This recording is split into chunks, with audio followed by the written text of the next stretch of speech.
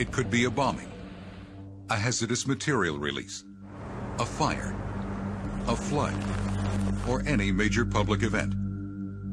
There is potential for serious injuries and fatalities, severe environmental damage, destruction and loss of property, disruption of the community.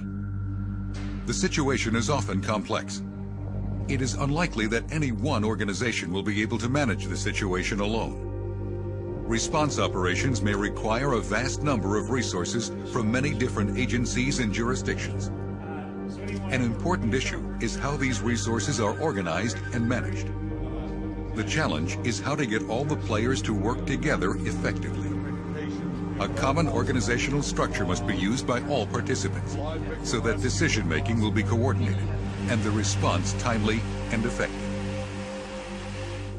This program is called ICS, the Incident Command System.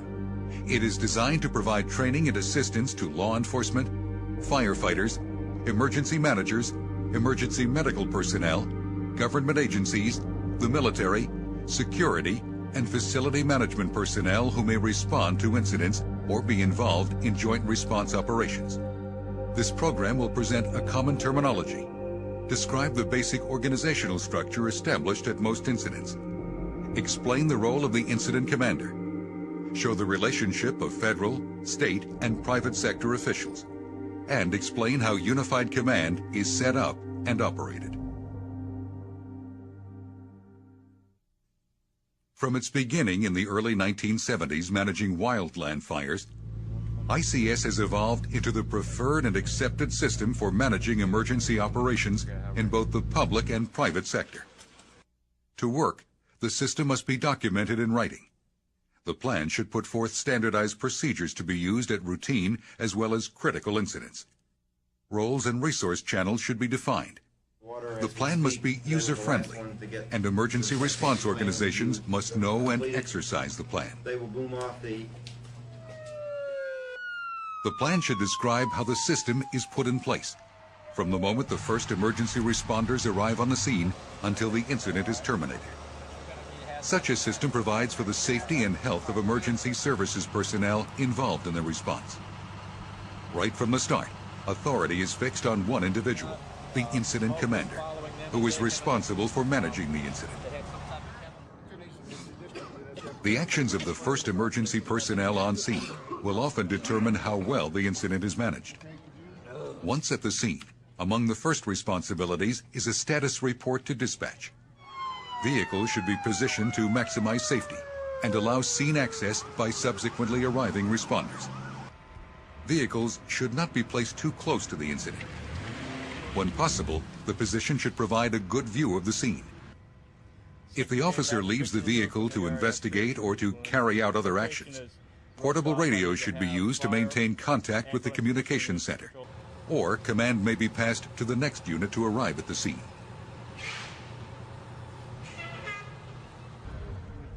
Command should be strong and visible, so that all responding personnel know who is in charge. As the response evolves, command may be transferred to a more qualified official. The time of the transfer should be recorded and announced to all responders. The person in charge changes, but the authority and responsibility for managing the incident remains with the title. A command post should be established. In smaller events, this is usually a vehicle positioned in a safe area to provide a view of the incident scene. Some jurisdictions have mobile command posts that are designed and equipped specifically for that purpose. For long-term incidents, command may be located in a building near the incident scene. Yes, absolutely. A multi-agency response will place a special burden on command, since there will be need for communications between the agencies and coordination of functions.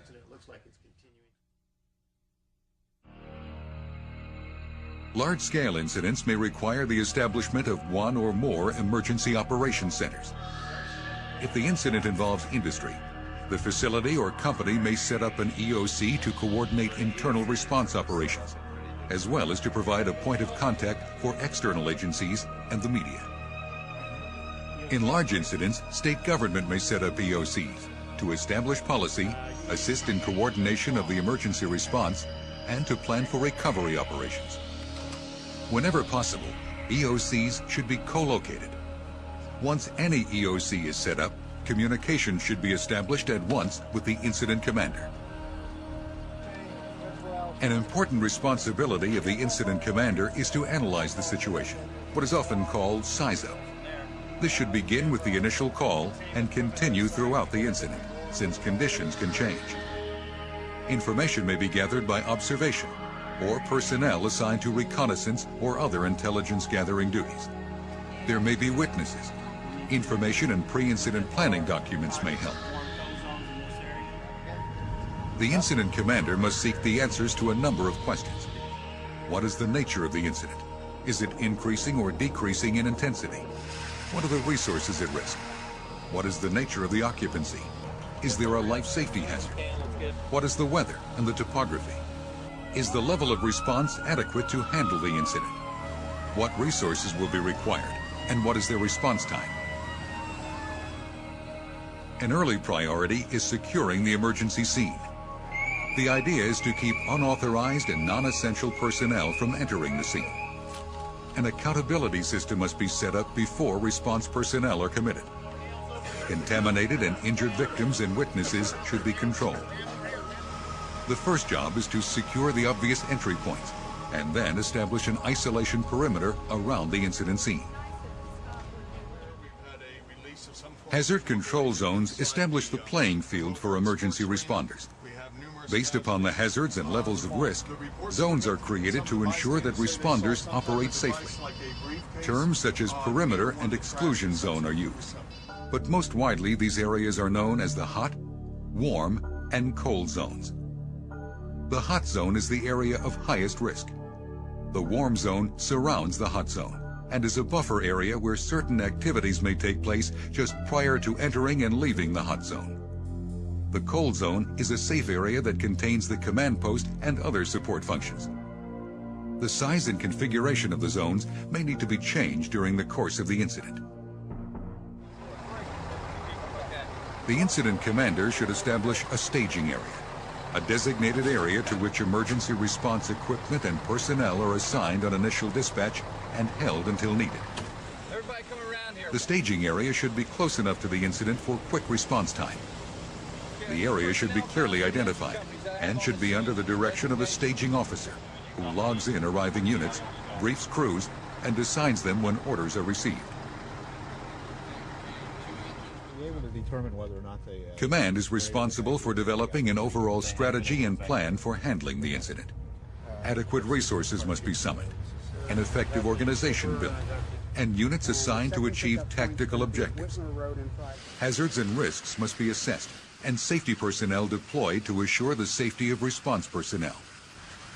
Where there is no potential to save lives, the risk to emergency responders is evaluated in proportion to their ability to save property or the environment.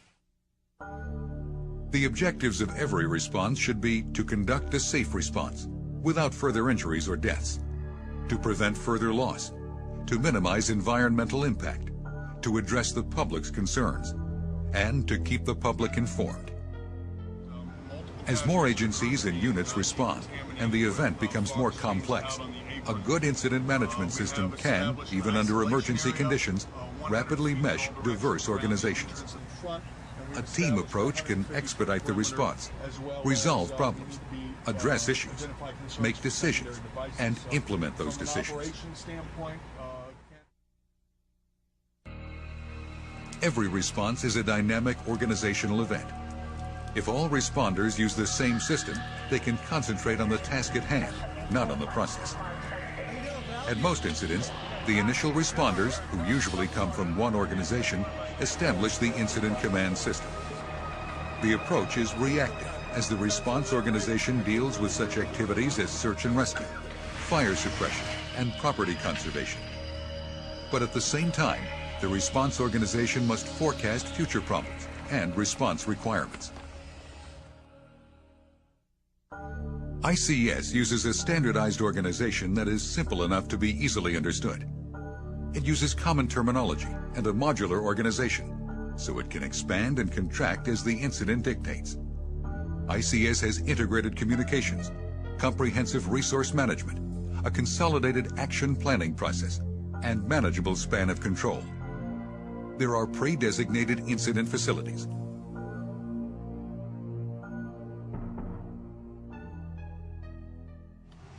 As more organizations arrive on the scene, the command system must grow to accommodate them. The planning process becomes more formal and should allow for input from multiple organizations and stakeholders. Command must manage substantial amounts of information and communicate with a large organization. Operations must be sustained that are proportionate to the size of the incident and the threat to life safety. There isn't just one way to do it, but however the response is organized, it must be the result of planning, training, and exercises.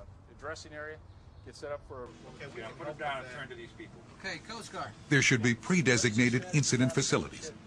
The Incident Command Post is a critical benchmark. An Emergency Operations Center must have adequate phone capability and sufficient space so key players can be located in a single room or open area, with private areas for conferences and staff support. Information must be processed so staff can have immediate access to the status of the incident, available response resources, weather, and area characteristics. If the incident commander moves to an EOC, the forward command post may continue to function as the operations section command post. When a substantial number of agencies or jurisdictions respond, unified command may be established. Unified command is a single organizational structure at the decision-making level, formed through mutual agreement by cooperating organizations.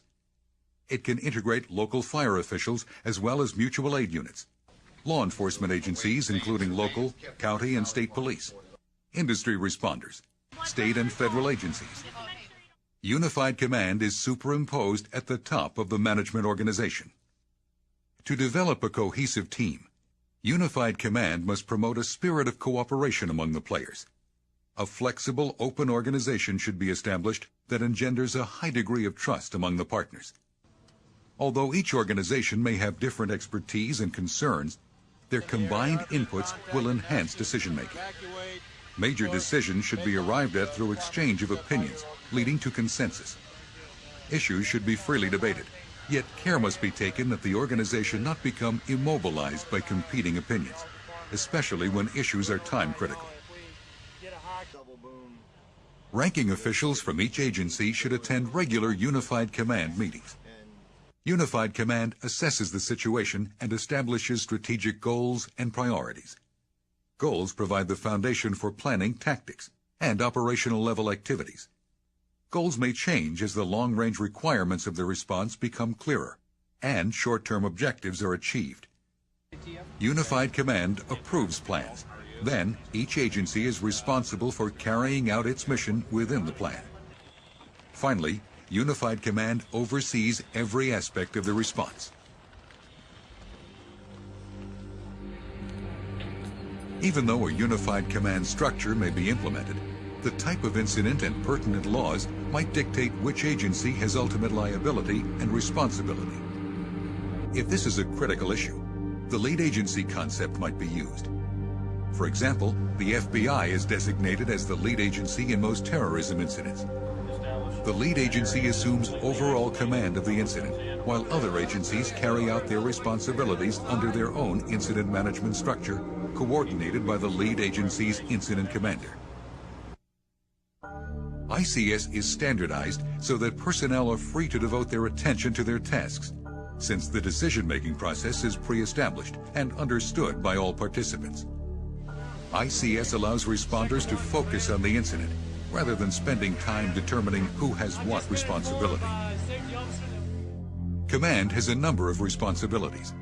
It will activate the incident command system, establish the command post or command center, approve requests for additional resources, manage the overall incident response, approve incident action plan, ensure the site safety plan are implemented, coordinate activities and conduct briefings for the command staff and section chiefs, keep the public informed, and terminate the incident when appropriate. The command staff operates in direct support of the incident commander. Staff functions include an information officer, a safety officer, and a liaison officer. Additional staff functions such as a communications officer may be assigned depending on the incident. The information officer works with the media to disseminate information important for the public safety and the needs of the incident operation.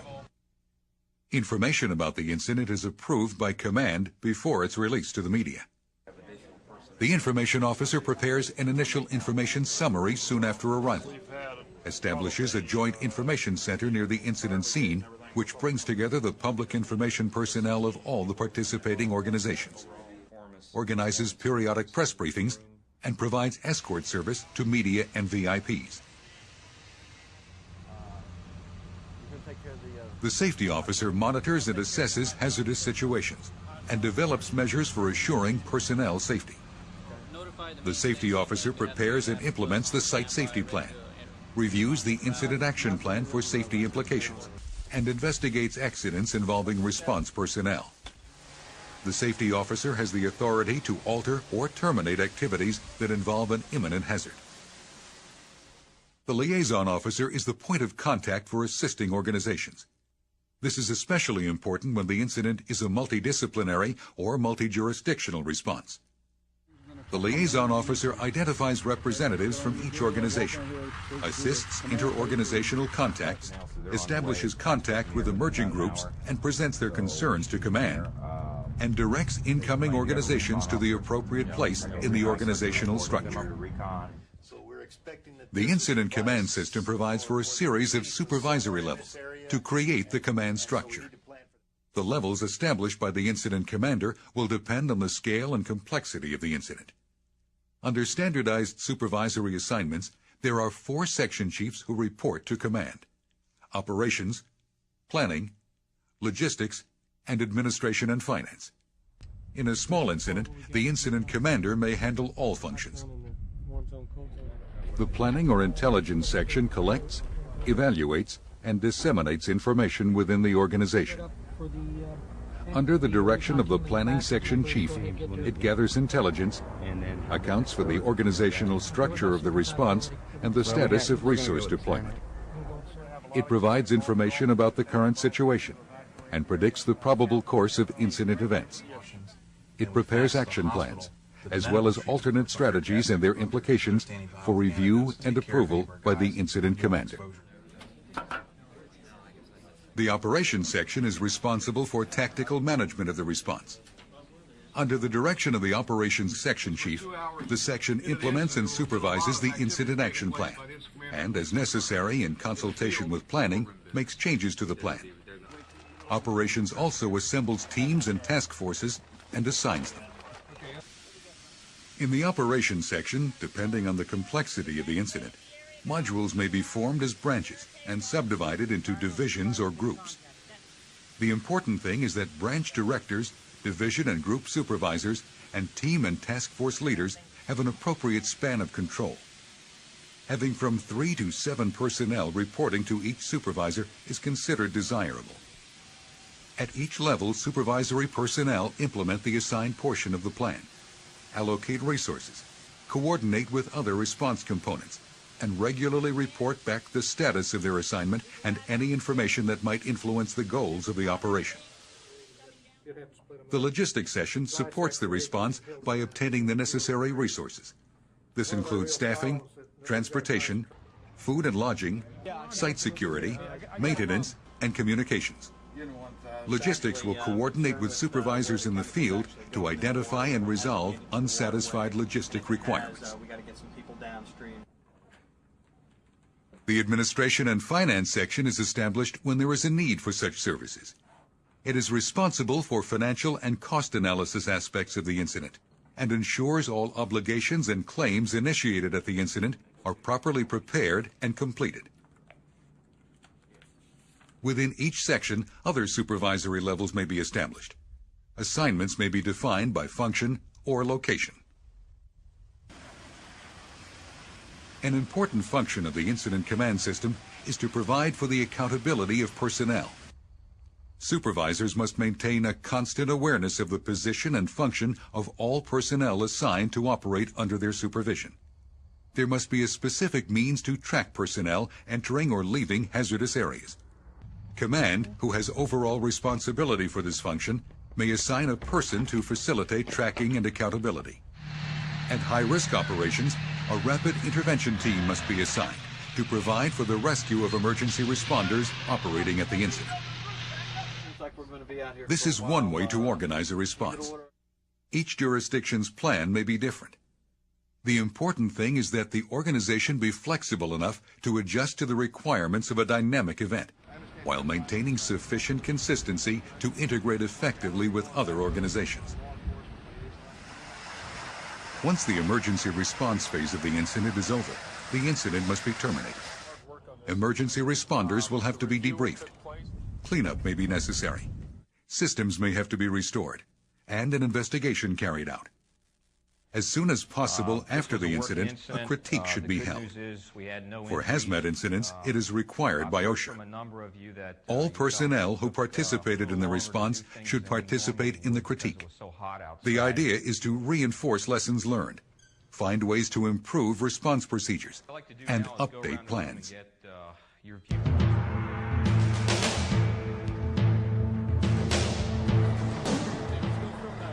Personnel involved in emergency response must understand the importance of a good incident management system, and they must know their position within the organization. They should understand how agencies work together under the leadership of an incident commander, should know the basic organizational structure of the incident command system, and should participate in regular exercises of ICS. An emergency can become a catastrophic event, yet a well-organized response can help reduce the impact on people, the environment, and the local economy.